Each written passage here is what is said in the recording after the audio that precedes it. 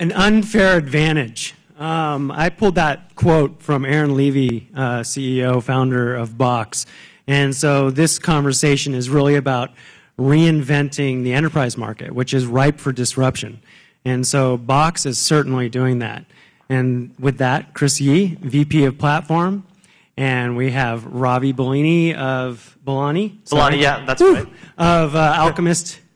The Alchemist Accelerator. I can tell the people what that's about. All right. If you want. Welcome, you guys. Thank you. Thank you. Thanks, Mark. So now we're going to do something a little bit different, I think, in terms of shifting conversations and talking a little bit about disruption in the enterprise. Mark introduced Chris, and I'll give a little bit more of a fuller background on Chris to give some context. But just to say who I am and who's in this seat. My name is Ravi Balani. I teach at Stanford, so I teach entrepreneurship at Stanford. And you're all welcome to Stanford to our Entrepreneurial Thought Leader Seminar, ETL, if you Google ETL in Stanford.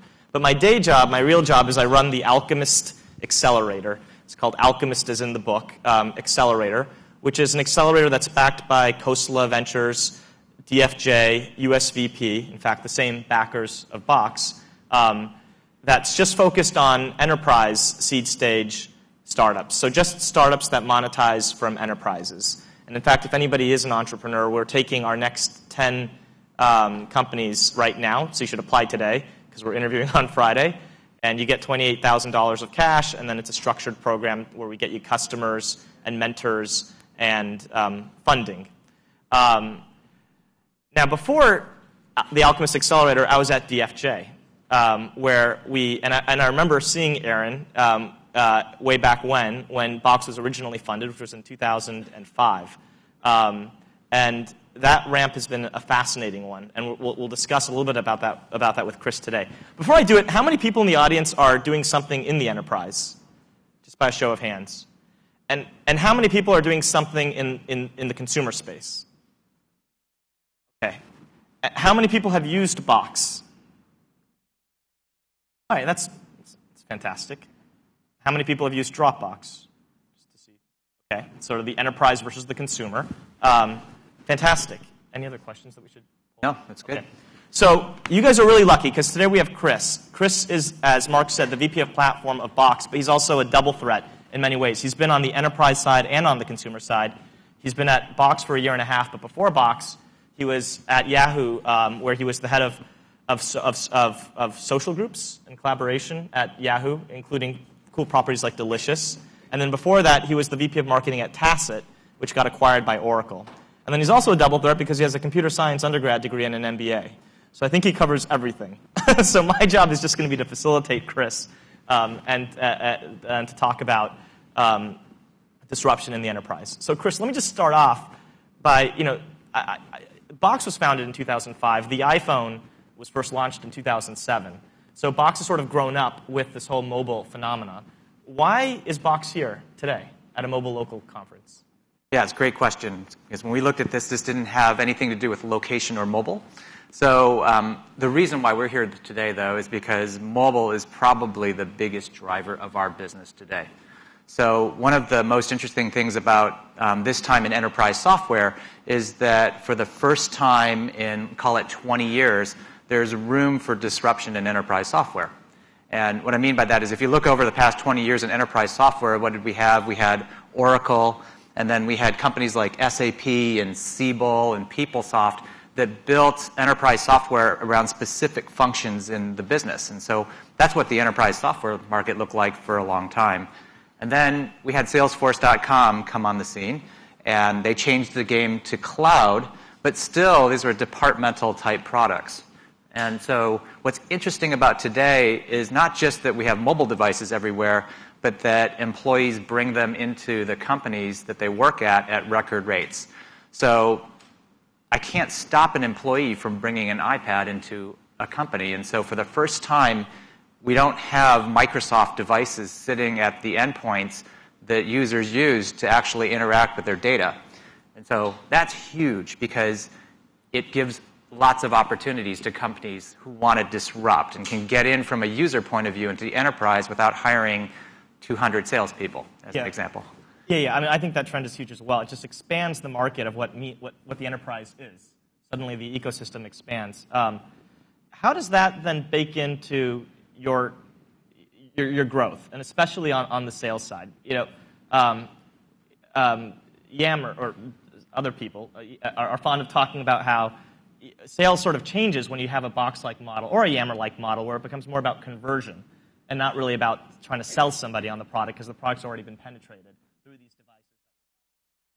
Talk about that. How does mobile and this market penetration that sort of bottoms up change how you build your business and how Box built its business? Yeah, absolutely. So we are in a really interesting place because a lot of the awareness that we generate and a lot of the things that we do comes through you guys, somebody who's just out there who needs a product to share files outside their organization, and they pick up Box in some form, whether it's free or it's in the form where they're paying for a departmental installation of Box. And so what happens from there is that we take a look into our database and find out where all these email domains are coming from, and then we're able to do calls into companies based on the number of users that we see in those companies. So it's a really good model for us in the sense that when we make a call to an IT department to talk to them about Box, our first opening line is, did you know there are 2,000 people in your company already using this? And this would be a really good time to talk about whether you want to consolidate and bring some other security features to bear. And so that becomes a huge part of what we do today. Yeah, that's killer. That Trojan horse thing is just awesome. So let's go into that a little bit more detail. Are there any growth numbers that you can share with the group about how you guys grew? I know certain numbers are sensitive, but how about on just the overall growth? Yeah, the business is growing really quickly. I mean, just start from an employee point of view. When I joined in July of 2011, we had about 210 employees. Today, we have nearly 700 employees in the company just a year and a half later. The revenue, we track revenue in the bookings that we do, and bookings have grown about 3x in the past year. And the way we think about our penetration in big businesses is we have a number where we track the number of Fortune 500 companies where there are Box accounts present, and that number is about 92% now. So we love these kinds of numbers because it gives us a sense of how we're doing in the biggest companies. And you guys are 7 years in from founding, so can you go further back in terms of how that ramp looked?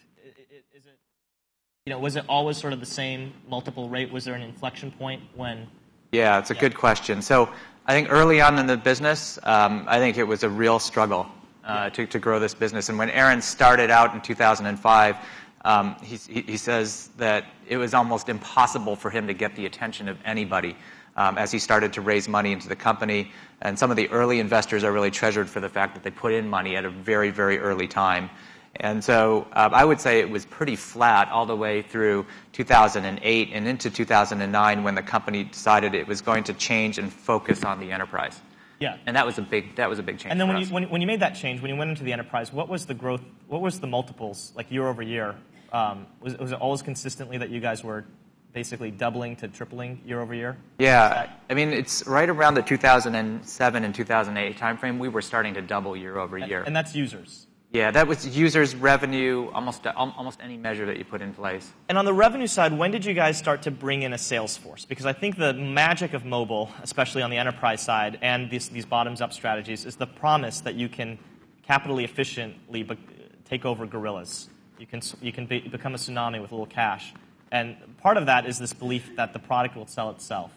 Can you talk about that? How true is that? And when did you guys actually bring on your first sales hire, and how did you build up the sales force to monetize? Yeah. So, interestingly enough, the fifth hire in the company was a sales guy. Yeah. And he is now the head of sales for the whole company. Yeah. And it is totally not true that Box sells itself. Yep. There's nothing about Box that goes out and sells itself. I mean, it's easy to use, and people can put it in by themselves and be effective with it, but there's usually nothing about the sale to a big company that is kind of self-created by the software.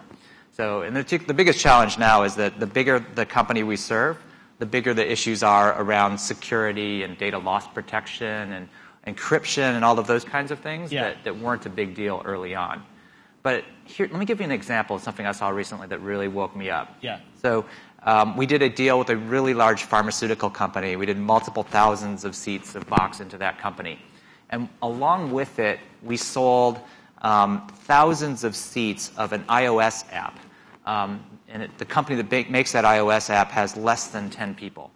So they essentially sold multiple thousands of seats into a large company, and they had no idea they could do that.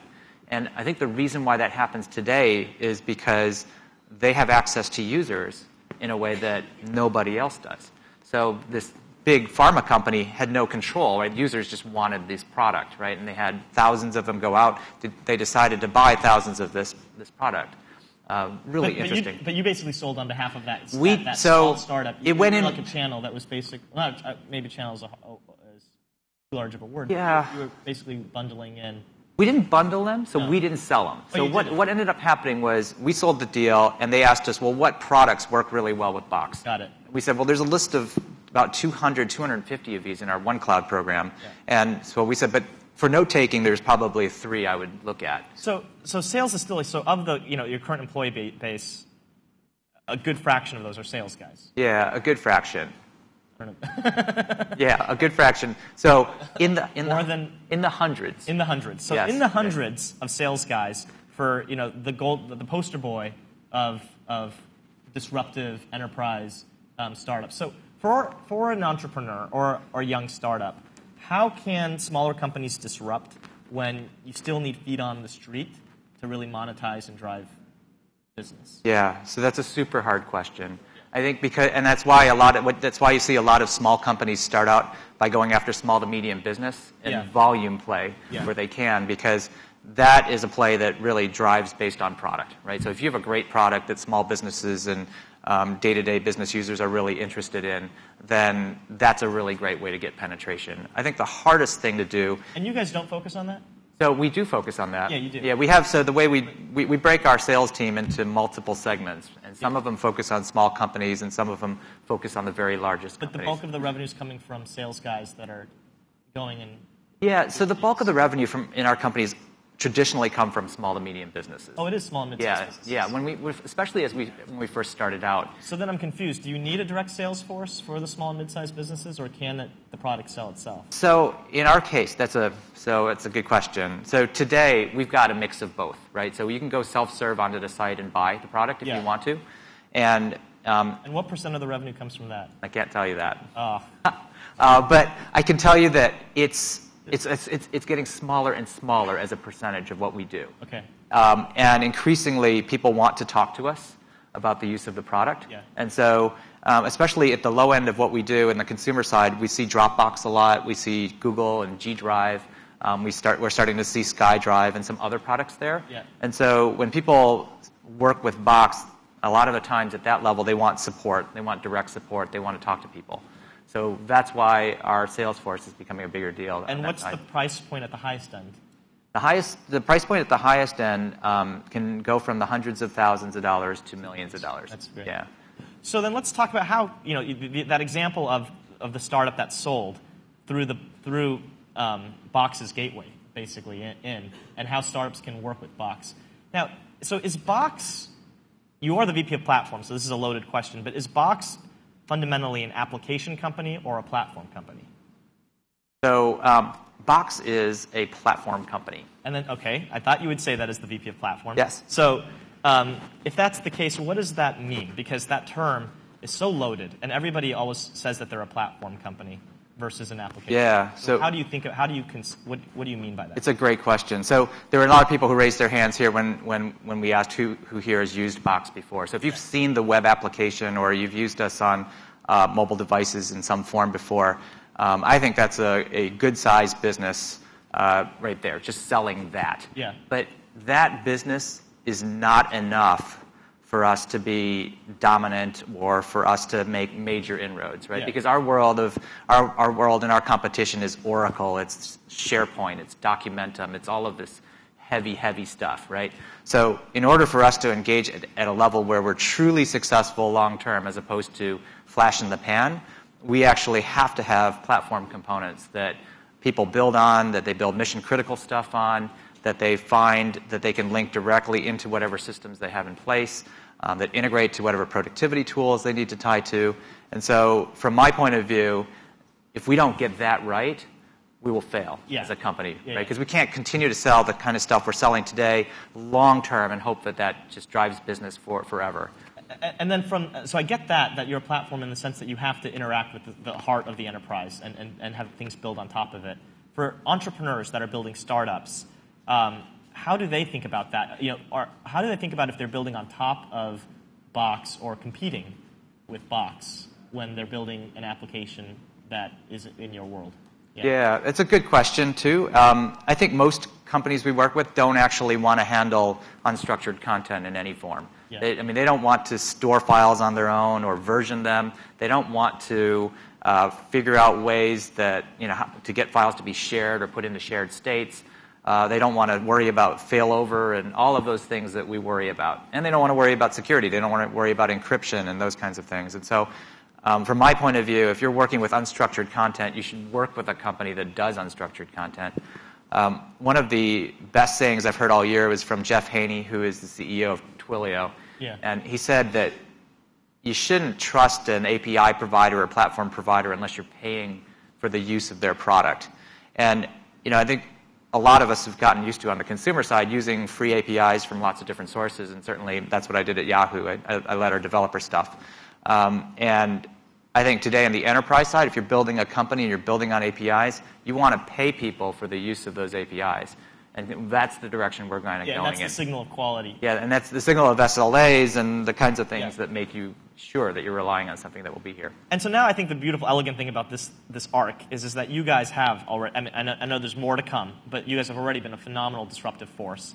And now you're the force to be disrupted in many ways or at least other people are going into spaces that are around your space that you guys want to own. So for companies that are going into spaces that you guys are new at, collaboration or whatever space you want to say, label, do startups have an unfair advantage against you by being a first mover in those spaces, or is that a liability? Yeah. So today, our biggest challenge is we're really big now, and so we no longer, it's unfair to call us a startup in any form. Yeah. And so there are lots of companies, and we meet with them all the time, that have really smart people who are way more innovative than we are on a lot of different fronts. They're not working through piles and piles of tech debt. And so there's no question, this is always the case in our marketplace. And I guess I'd turn that question back to you a little bit. You work a lot with enterprise startups. I mean, what are you seeing these days that you think is really cool? The stuff that you think is coming out that's really disruptive? So I think it's a super fun time to be in the enterprise. Obviously, I'm biased. That's what I spend my time doing. But it is because the mobile world has opened up access where that hasn't existed ever in the past, and it's expanded the market of of who you can go after. So I love companies that have these applications that then have the potential to actually really change and disrupt fundamentally how the world works. Some examples within our accelerator are, one is a company called Celligy.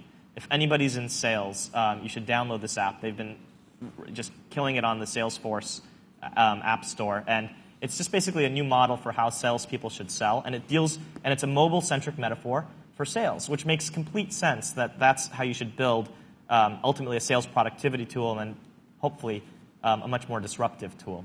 And then also on the mobile front, we have a bunch of companies that are going after the retail markets, that are changing how payments work, which I think is incredibly exciting. So that intersection of mobile with either in the enterprise, tapping into people that no longer before weren't accessible, that now are because they have mobile devices, or even in the consumer world, but in the B2B2C world, is just fantastic. So I think it's a fantastic time for anybody to build a startup in that space. I know we have a couple minutes left, and I wasn't sure if we were supposed to do Q&A. Are we supposed to?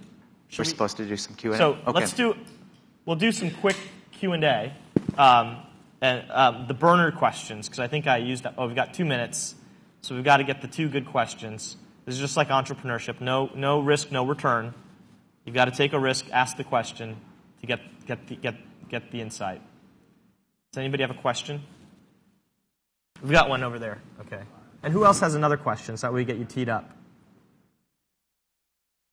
Okay. There we go. Hi. Curious how you see the monetization or business models for enterprise apps versus consumer apps. Is there a common thread or predominant model that's emerging for enterprise apps? Yeah, thank you. So consumer and enterprise apps, if we're looking at mobile apps, tend to monetize the same way on the surface, right? Which is I'm buying in bulk on a per app basis. And so for consumer apps, entirely through Apple's store on iOS and then through Google Play or other stores on an individual basis. We really struggle with this notion on the enterprise side. One of the reasons is because the operating system that is relevant in the enterprise is iOS. And almost all of you guys know that. So if we looked at our base of free users is predominantly Android, and our base of business users is almost 90% iOS. And so it's such a big difference that it only matters to us if we can bundle on iOS. And the problem with that is that we've got to go through whatever mechanism Apple gives us, and that is through the volume purchase program. There are companies now that are starting to build enterprise partitions that will get downloaded onto an iPad, as an example, where the apps kind of go through their world to be provisioned. I think the challenge with us monetizing there is, in any form, whether we're bundling or just selling our own stuff, is I can't believe Apple will let us do it. So that's the challenge. Right now, we have to force our customers to go through volume purchase programs to get to the apps they need. I hope that answers your question. And we had one more. Oh, was there a question? Okay. No? Oh, well, okay. That's time. Great. Well, thank you, Chris. Thank you, everybody. Yeah, thank you, Robbie.